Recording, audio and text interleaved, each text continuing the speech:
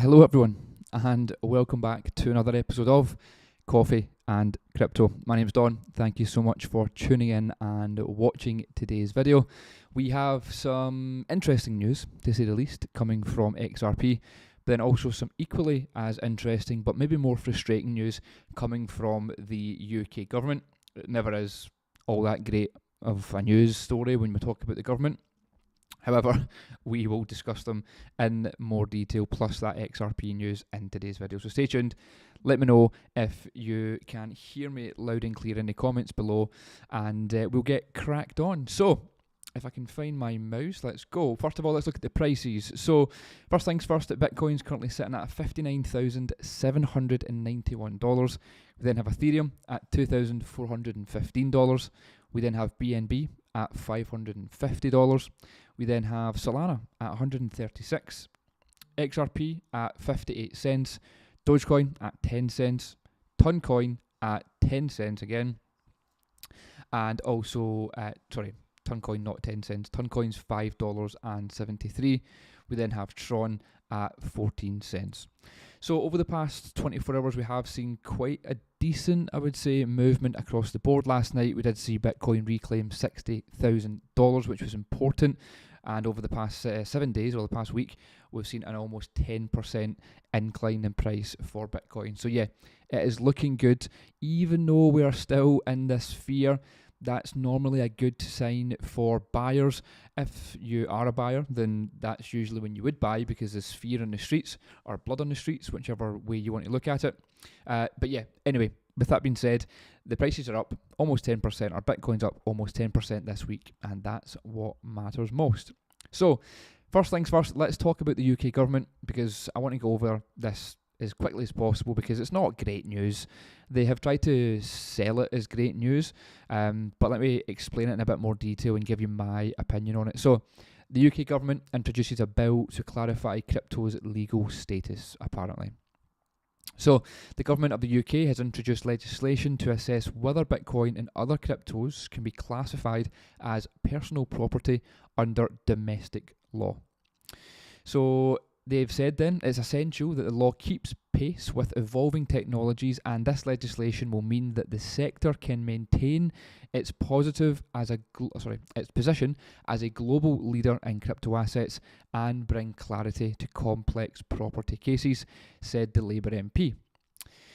Now, this is the part that will hopefully annoy you, but it will definitely annoy you, unfortunately.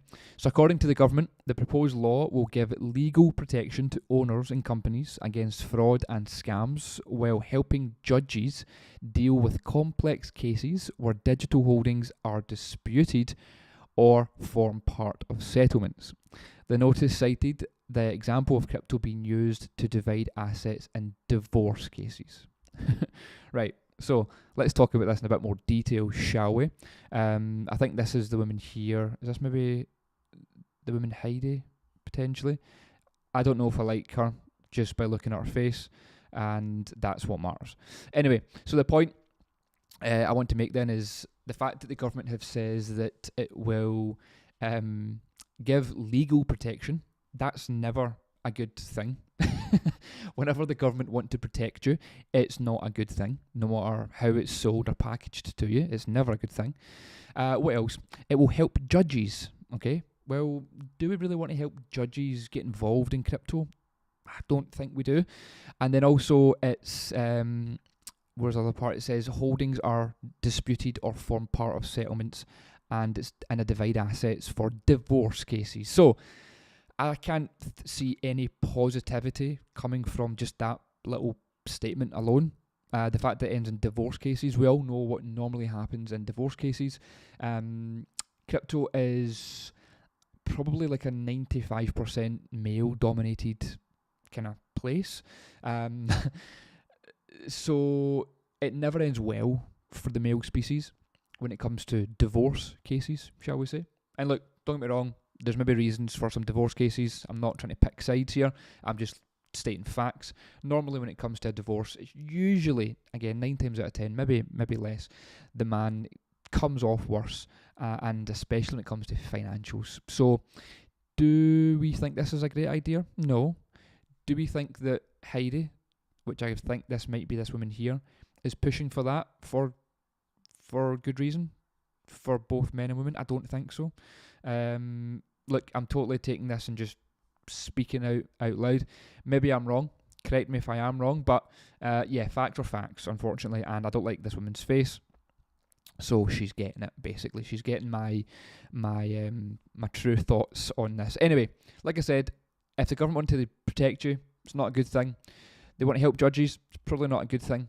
And they want to help divorce cases, i.e. if you and your partner get divorced, you're going to lose your crypto, essentially. That's the be-all and end-all. Anyway, just nonsense, just news articles, but that's what we like to cover, and it's always fun to see what the UK are up to. Anyway, moving on. The SEC regrets any confusion from dubbing tokens as securities. So this is another funny one. The SEC are, well, a government body, or a governing body, so this is funny to see. Still, according to a footnote, the US Securities and Exchange Commission has retracted its long-standing characterization of cryptos as securities and intends to use more careful language in the future. I like how they decide to do that after wrecking a lot of the projects the past few years. The retraction arose from the SEC's ongoing lawsuit against the crypto exchange Binance for allegedly offering and selling unregistered securities. Now, back in 2023, the SEC identified 10 crypto assets on Binance's platform as securities, Solana being one of them, Cardano being another, and then Polygon. The SEC said that they regret any confusion caused by its characterization of these tokens as crypto asset securities, and no longer uses the shorthand term, according to the September 12th filing. So, yeah, it's just hilarious, to say the least. With its use of the term crypto asset securities, the SEC is not referring to the crypto asset itself as a security, the agency have said. Instead, a token's status as a security consists of the full set of contracts, expectations, and understandings centered on the sales and distribution of that crypto asset. So, yeah, I don't know, it's typical, I suppose. Like I said, after years of ruining projects in crypto, ruining investors' money, I mean, XRP, for example, Binance, they've come after the exchange Binance, but they're going after Solana, Cardano, they've went after so many companies the past few years, absolutely wrecked them, settled them, but then lost a lot of people's money, or investors' money, even though they were doing it, again, to protect the investor, that famous saying from the government, to protect the investor, but they've done nothing but ruin the investor. But now they're saying, we regret saying that, well, of course you're going to say that. Will it stop them? No. They just want to change the terms, or the terminology, should I say. So yeah, don't think that this is a good thing. Again, it's a government thing and it's to do with crypto, so it's never a good thing. But anyway, apparently the SEC regrets any confusion from dubbing tokens as securities. It won't stop them though. Anyway, let's move on to Mr. Trump. So you may have seen this on X or on YouTube or wherever, but Trump is to launch a World Liberty Financial crypto platform on September 16th. So that will be on Monday. Interesting timing, I would say, because like I said, or maybe I've not said it on this stream, but it's quite a big week next week for not just crypto, but mostly the standard financial markets. But crypto is in a funny place right now, and obviously we all know they kind of run hand in hand. So yeah, interesting time in the world for Trump to launch this. But Donald Trump's crypto project, World Liberty Financial, will launch on September 16th. So in a video that he posted on X a few days ago, he said it would go live on the platform to launch the project, which will be controlled by his sons Donald Trump Jr. and Eric Trump. He quotes and said, "We are embracing the future of crypto and leaving the slow and outdated big banks behind." A very beta statement. I I respect Mr. Trump to the utmost, but yeah, I suppose this is what is needed to be said. The fact that it's Donald Trump saying that is big enough, but it's a very beta statement. Like, we're embracing the future of crypto and leaving the slow and outdated big banks behind. Anyway, it gets to the American people who sometimes like things just direct and quite easy to understand. So Trump has previously made several cryptic posts concerning World Liberty Financial, vaguely positioning it as decentralized finance platform for borrowing and lending.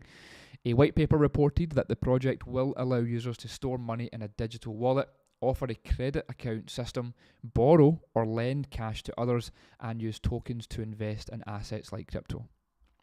So a non-transferable governance token will also has been mentioned as part of the platform. Statements from the World Liberty Financial have also suggested it wants to spread the use of the US dollar-pegged stablecoins in DeFi. So overall, I think it is quite positive. Along with the bullish comments about stablecoins, the project has teased a partnership and collaboration with DeFi protocol Aave, possibly indicating that World Liberty Financial will be built on the Ethereum blockchain, which I'm a fan of. I'm not a fan of the Solana blockchain. I feel like, yes, people say it's much cheaper, quicker, faster, all that nonsense that always happens to any new altcoin. Oh, it's the Ethereum killer, it's so much better and quicker. Yeah, sound mate, but it's slow when everyone starts to use it and it can't handle. So, look, I get on paper it's probably quicker, but it's not always quicker. But people just moan about Ethereum because of gas fees, but gas fees are pretty low just now because, well, the market's kind of low. But anyway, for me, I prefer the Ethereum blockchain. That's just my personal preference. Now, Trump has secured strong support within the crypto community since promising the support to support the industry if he is elected in November. He has pledged clearer. I need to say that properly. He has pledged clearer regulations and said he would fire the SEC Commission Chairman Gary Gensler. So he gets my vote just for that, if I could vote for him, who has undertaken enforcement actions against multiple large crypto firms.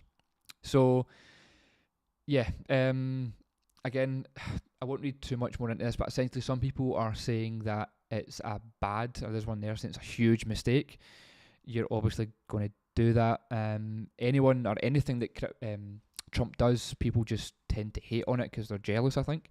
But I do think it is a massive key benefit. And it's also good for his presidential election. It says here that it's set to go live 50 days before the election. So that could mean that we get a kind of pump into the election because everyone's so bullish on Trump and they're trying to get him into office.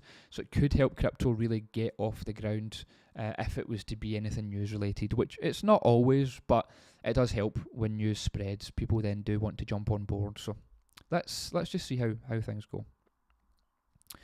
And one last thing about UK courts or UK governments, just because again it is quite interesting.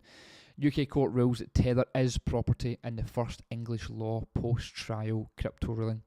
So essentially, I'll read a couple of paragraphs from this. It doesn't kind of make much difference, but the judge, where is it? The part I wanted to read. Yeah, so USDT attract property rights under English law. Again, as I mentioned at the start of this video, the judge added that USDT was rather a distinct form of property not premised on underlying legal right and can be the subject of tracing and constitute trust property in the same way as other property. I don't know if I believe it too much, but the decision, there's an actual court case, but the decision comes one day after the UK government bill would clarify that they're now known as property. So I wonder if they were trying to push this through just for this particular court hearing. I don't know, but yeah, apparently one day after the government have agreed to call it property, there's already been it set up in court. So yeah, it's not looking good, bruv, for the UK. Okay, anyway, let's move into the main topic of discussion for today's video. Grayscale are set to launch a US XRP trust, paving the way for a potential ETF. Let's read into this a little bit more, shall we? So, Grayscale Investments, a major crypto investment firm, is debuting a new crypto trust linked to XRP. They announced this on September 12th. Now, if you follow us on X, which you should, then we did repost that as soon as the news came out. And if you are part of our Discord, we reposted that and made you aware as soon as the news dropped. Now, technically, this isn't the first XRP trust that they've had. They did have one before, but all things went a bit south and it kind of just disappeared a few years ago. But anyway, the firm noted that Grayscale XRP Trust is immediately open for daily subscription by eligible individual and institutional accredited investors. I think I tried to mix about 3 of those words at the one time there. It functions like Grayscale's other single asset investment trusts and is solely invested in the token underpinning the XRP ledger, so XRPL. So it's not for everyone, especially no one in the UK, so it doesn't really mean much to you watching this if you are from the UK, but it is a massive step forward in what we could see as an XRP ETF. So according to the report by Fox Business, the launch of the XRP Trust could potentially pave the way for an XRP exchange-traded fund, which is a different product. An ETF must be approved by the Securities Exchange Commission since it is marketed directly to retail investors, while a trust's structure and sales pitch to so-called accredited investors gets a lighter regulatory touch. So the reason why I think this is important, or the reason I think this has happened, is because, well, we know that XRP is not a security by law. We know that after, a 2.5 year battle, we got the approval. Maybe was it longer than that? Maybe it was longer than that. I can't even think now. But it must have been 3.5. Anyway, doesn't matter how long it took. The fact is, XRP is not a security, along with Bitcoin and Ethereum apparently. And Bitcoin and Ethereum already have ETFs. So naturally, where would you look to go next for an ETF if you are the likes of Grayscale, where you're going to go to the asset that's got legal clarity, being XRP? So the report also mentioned that Grayscale has published and intended a 4-phase product life cycle for the XRP Trust, which potentially implies the possibility of this ETF. So to quote here then, each product is intended to follow a 4-stage life cycle with the ultimate goal of uplisting the product to an ETF. Grayscale said on the FAQ page, as a product progresses through its intended life cycle, there is a correlated increase in investor access and transparency. XRP has important real-world use case, says Grayscale. In the announcement, Grayscale's head of product and research pointed out that the Grayscale XRP Trust gives investors exposure to a protocol with an important real-world use case. So by facilitating cross-border payments that take just seconds to complete, XRP has the potential to transform the legacy financial infrastructure. The XRP ledger is decentralized, public blockchain led by a global community of businesses and developers. The XRPL is designed to provide a number of use cases such as cross-border payment solutions, tokenizations, and decentralized finance. So, yeah, it's looking good for XRP, as we knew it would when we got the legal clarity. XRP is obviously it's always going to be the one that gets the stick. Everyone hates it for no apparent reason. You ask anyone who hates XRP why they hate it, they tend to just be like, oh, I just hate it and other things are better because it doesn't go up in price. Like, right, cool, well, unfortunately or fortunately, depending on what type of investor you are, that's not always what matters in the short term. It's a bit of a long game, and you should be playing a long game. Not financial advice, obviously, but playing long games in any market is just a smart move. So why would you not do it in the crypto market? Here is the tweet from Grayscale. This is Grayscale's official X page. They tweeted about it September 12th. And I don't know if they mentioned much more. I think they maybe tagged, that's it there, the actual news release, which I've opened up here. Again, if you want to go read it, go onto their X page or go onto Certified Crypto's X page and you'll see that I retweeted it and you'll see the link is there. But this just gives you a bit more information on what they're planning to do. But yeah, Grayscale is a pretty big company. They know what they're doing.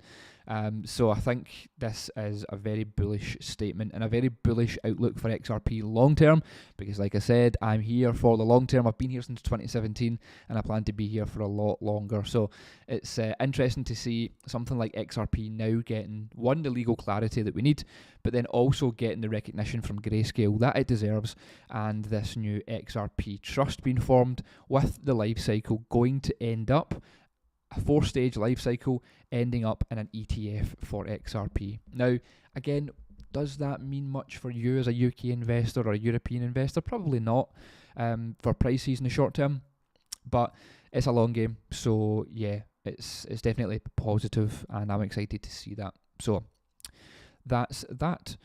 Okay, perfect. That's all for today's video. Hopefully you have enjoyed and learned something. If you have, drop me a comment below. Let me know your thoughts, your feelings, and if there's anything else you'd like to see from Coffee and Crypto. One thing I want to leave with is there's a link in today's description for this page right in front of you. It's our humongous, I like to use that word when it comes to our Discord, but our humongous, original and best crypto education Discord. Click the link below.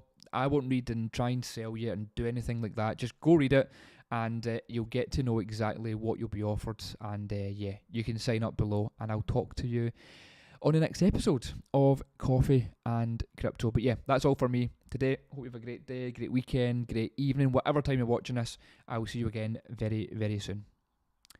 See ya.